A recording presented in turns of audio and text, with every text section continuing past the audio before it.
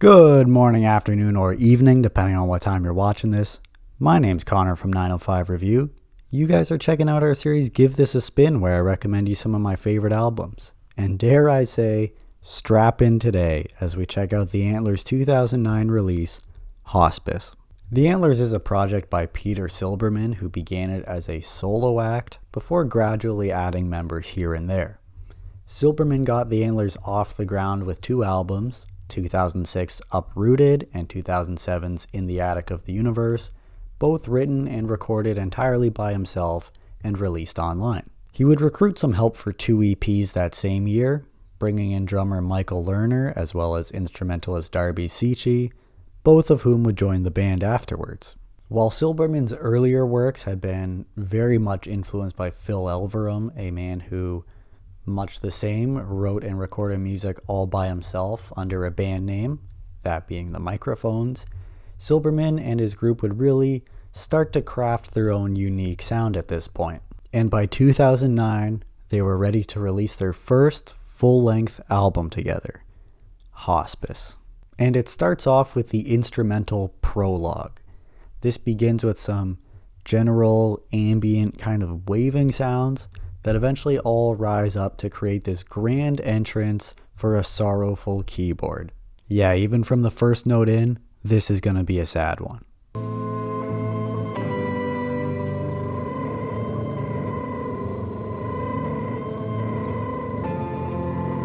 And despite being a prologue, this actually kind of feels like it should be the end of something, as we realize these largely spaced out keyboard notes just descend further and further downwards, and before long these angelic background vocals join in. It all just really feels like a soul leaving its body.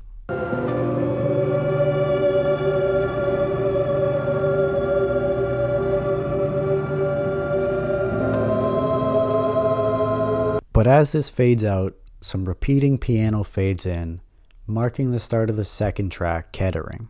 And so this is where the storyline aspect of this concept album begins. Memorial Sloan Kettering Cancer Center is a cancer research facility in Manhattan. In this album, the narrator works there and is tending to a patient who is in critical condition and who is also pretty pessimistic about how things are going for them. So some pretty heavy stuff, and all sung through Silberman's incredibly delicate and pure voice.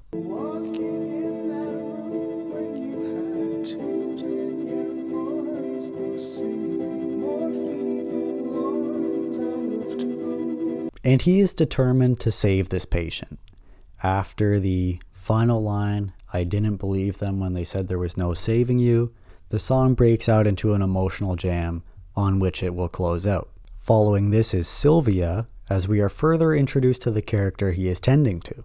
While the obvious namesake reference here is to troubled writer Sylvia Plath, namely due to the lyric in the song, "Sylvia, get your head out of the oven," it is actually a reference to a book of the same name written by Leonard Michaels. Peter Silberman was apparently gripped by this book, as his song here would follow a pretty similar trajectory. He's just a hospital worker doing everything in his power to help out this girl. However, her just total destructive nature not only ruins things for herself, but tears himself down as well, despite the fact he only wants to help her.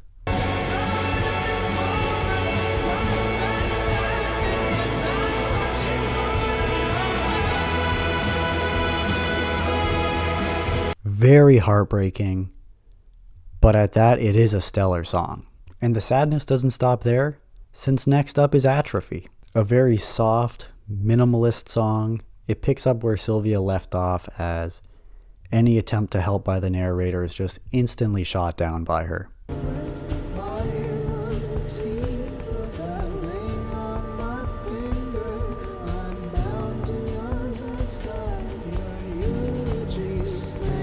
He's dedicated himself to this girl so much that he's actually gotten stuck here, just being taken advantage of at every opportunity. And we generally associate the term with kids or teens, but realistically, he's getting bullied here.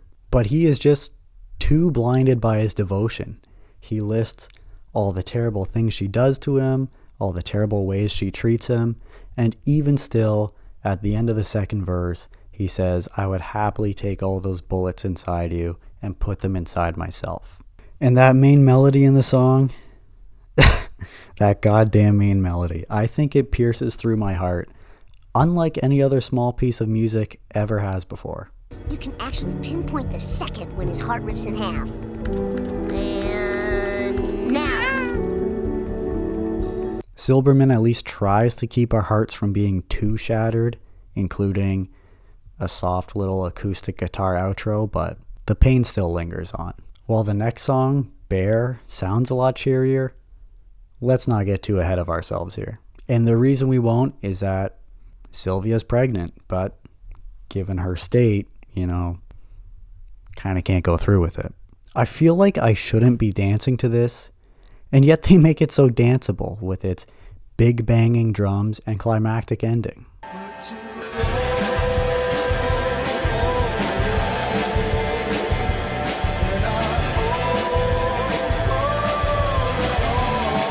Closing the first side of the record is the interlude 13, or its secret alternate title as listed on the lyrics sheet, Sylvia Speaks. And it feels pretty dreamlike amidst all the ambient sound going on, but you know what? Maybe it actually is a dream, because Sylvia, voiced here by the lovely Sharon Van Etten, who also does a great job mimicking Silberman's voice, is finally asking for help.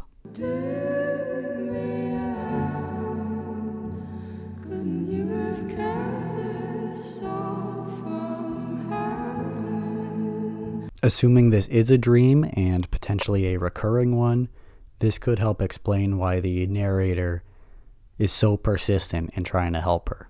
Or you know what? Maybe they've just reconciled, because opening the second side of the album is the also cheery 2.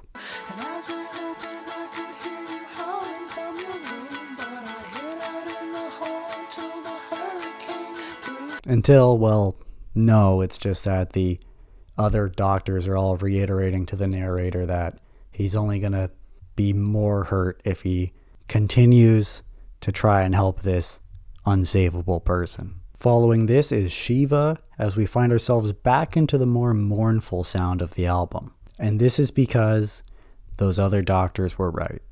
There's no fairy tale ending or anything. She passes away, much to the pain of the narrator.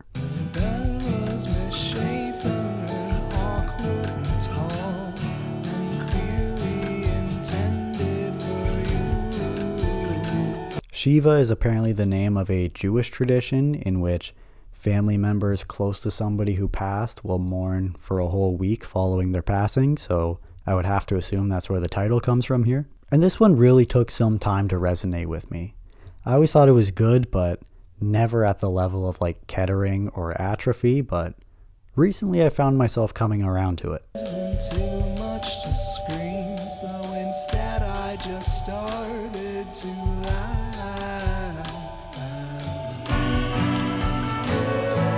And after the final note rings out, we're left with a brief silence before the lo-fi angelic singing returns, announcing the start of the 9th track, Wake. And in it, the narrator is really suffering from the loss of his patient, but at the same time, we do kind of see him start the healing process.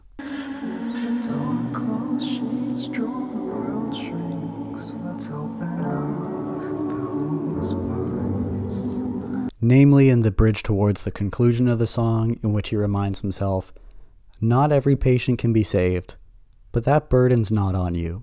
Another heart-wrenching tune, and an incredible one at that, complete with a grand finale. So just as we started with prologue, here we end off with epilogue. Again, borrowing themes from the novel Sylvia. Even though everything's behind him now, the narrator still finds himself fighting her in his sleep with recurring nightmares of her just, telling him off, fighting him, screaming in his face. And he's just trying to remind himself at how hard he tried to help her time and time again, but she refused it all and really just sunk herself deeper into the sickness. Being very quiet. I'm trying to dig you out, but all you want's to be buried there together. And this one really hits home the subject of the long-lasting effects a person and their actions could have on another, specifically if you're really putting so much effort forth only to be rebuffed every time. And all this is just sung through the most heavenly and yet pained voice. Hospice is available on CD and vinyl, with probably the only notable variant being the 2019 10th anniversary edition on white wax, and also featuring a slightly different album art. While this album is incredibly descriptive, it isn't entirely about a patient and their caretaker. Well, okay, I mean, I guess it is, but in the context that this is the whole story, everything is a huge metaphor for an abusive relationship. Is your mind not blown right now? And with that being said, there is so much to dissect here. If we go back to the couple's origin in Kettering, Silberman says, "I wish I had known in that first minute we met the unpayable debt that I owed you." And then on top of that, if you'll recall Prologue, the instrumental, I even said it sounded more like an ending than it did a beginning. This is followed up by what I believe to be an allusion that she may have been hit as a child, and that's what kind of guided her to turn out this way, which is also, I believe, referenced later on as well. And even all the other doctors saying she couldn't be saved. This could likely be friends or family saying that this girl isn't worth going through the trouble, but, you know, Silberman, assuming, let's put an asterisk right there, assuming this is autobiographical, he, I guess, feels this purpose, maybe this need to help her out, because clearly he feels for her. But, you know, as we see throughout the entire album, she doesn't make this easy whatsoever, constantly fighting him and refusing him. Sylvia is an example of this. She refuses to allow him to help, while simultaneously she feels alone and pitiful. And then in the fittingly titled Atrophy, there's the abuse there, how she makes him cut everybody else out of his life and essentially just becomes like a mindless servant to her. And a very unfortunate thing that you often see in domestic abuse cases is the true victim is the one feeling bad for the assailant, you know? Like, they still have to care for them. The entirety of the song, too, is just describing events of an abusive relationship, with its chorus offering some insight, like I said earlier, as to how she may have ended up this way. And then in Wake, after Sylvia or their relationship dies, he says that the hardest part isn't apologizing on her behalf to everybody she's hurt or that she's made him hurt. It's opening up yourself and being able to talk about these things with people. He also sings that he wanted to leave, but that the timing never seemed right.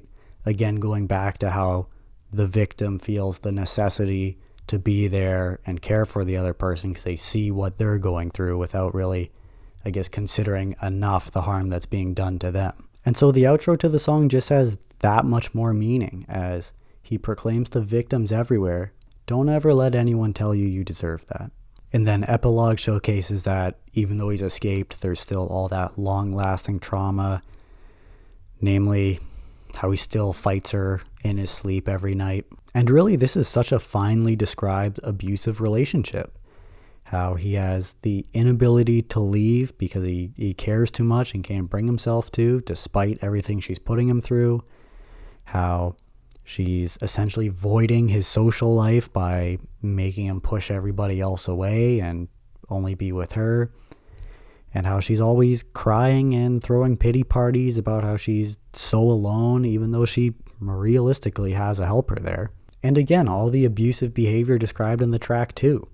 Starving herself, throwing stuff at him, always threatening to leave, and victim blaming. If any of this whatsoever sounds like your relationship, I strongly encourage you to get out of there. It may be tough, but I mean, just try and do it as best and as safely as you can.